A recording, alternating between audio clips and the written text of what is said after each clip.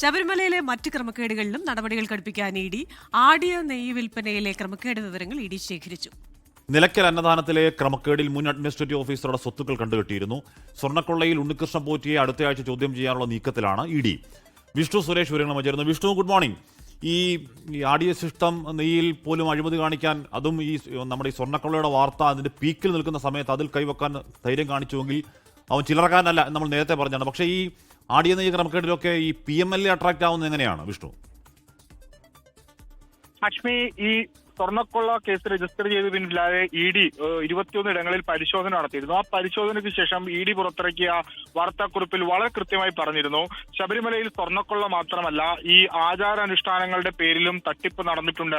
അതിൽ കൂടി ഞങ്ങൾ പരിശോധന നടത്താൻ ഉള്ള നടപടികൾ ആരംഭിച്ചു എന്നുള്ളത്. അതിന്റെ തുടർച്ചയായാണ് ഇപ്പോൾ ആടിയ ശിഷ്ടം നെയ് വിൽപ്പനയിലെ ക്രമക്കേടുകളുമായി ബന്ധപ്പെട്ടുള്ള പ്രാഥമിക വിവരങ്ങൾ ED ശേഖരിച്ചത്. ഒരുപക്ഷെ ECR രജിസ്റ്റർ ചെയ്ത അന്വേഷണത്തിലേക്ക് പോകാനുള്ള സാധ്യതയുണ്ട്. 36 ലക്ഷത്തിലധികം രൂപയുടെ തട്ടിപ്പാണ് ഈ ആടിയ നെയ്യ് ശിഷ്ടവുമായി ബന്ധപ്പെട്ട് കണ്ടെത്തിയിട്ടുള്ളത്. പ്രാഥമികമായ കണ്ടെത്തൽ മാത്രമാണ്. ആ തുക എങ്ങോട്ട് പോയി എന്ന കാര്യത്തിലൊക്കെ ഒരു വ്യക്തത വരേണ്ടതുണ്ട്.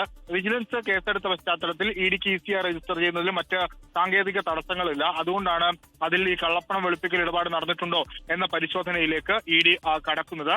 മറ്റൊന്ന്, ഇന്നലെ നിലയ്ക്കൽ അന്നദാനത്തിലെ തട്ടിപ്പുമായി ബന്ധപ്പെട്ട് ED ഒരു ഉദ്യോഗസ്ഥന്റെ സ്വത്തുക്കൾ കണ്ടുകെട്ടിയിരുന്നു. അങ്ങനെ സമഗ്രമായ ശബരിമലയിലെ ഈ ദ്വാരപാലക ശില്പങ്ങളിലെ കൊള്ള മാത്രമല്ല, സമഗ്ര ക്രമക്കേടുകളുമായി ബന്ധപ്പെട്ടുള്ള സമഗ്രമായ അന്വേഷണത്തിലേക്ക് ED പോകുകയാണ്. അത് ഒരു പക്ഷേ ദേവസ്വം ബോർഡിനെ അടക്കം പ്രതിരോധത്തിലാക്കാനുള്ള ഒരു സാധ്യതയുണ്ട്.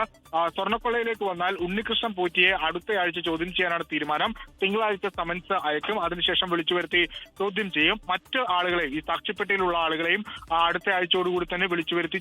ക്രമക്കേട് നോക്കിപ്പോയാൽ ഒരുപാട് ക്രമക്കേടുണ്ട്. ഏറ്റവും ഒടുവിൽ വന്ന ഈ ഭഗവാന് അഭിഷേകം ചെയ്ത ബാക്കിയുള്ള നെയ്യിൽ അതിനകത്ത് പോലും പണം അടിച്ചു മാറ്റുന്ന പരിപാടി, താഴെയുള്ള പെട്രോൾ പമ്പിന്റെ ഒരു കാര്യം ആ ഉത്തരവിൽ തന്നെ കോടതി പറയുന്നുണ്ടായിരുന്നു. അവിടുത്തെ ഈ പറഞ്ഞ ക്രമക്കേടുകളുടെ എണ്ണം എടുത്തു കഴിഞ്ഞാൽ അതിഭീകരമാണ്. അതിനൊക്കെ ED പോകാന്നാണ് പറഞ്ഞത്. പക്ഷേ ED PMLA ഈ കള്ളപ്പണം വെളുപ്പിക്കൽ അതിൽ അട്രാക്ട് ചെയ്യുന്ന എന്താണ് എന്ന കാര്യം മാത്രം മനസ്സിലാവുന്നില്ല. അത് അന്വേഷണത്തിന്റെ വഴിയെ വ്യക്തമാവട്ടെ. ലോകത്തെവിടെയായാലും ഏത് സമയത്തും 24 വാർത്തകളും ഓഗ്മെന്റഡ് റിയാലിറ്റി പാക്കേജുകളും എക്സ്പ്ലെയിനറുകളും വിശദമായി കാണാൻ ഞങ്ങളുടെ YouTube ചാനൽ നിങ്ങൾക്ക് സബ്സ്ക്രൈബ് ചെയ്യാം.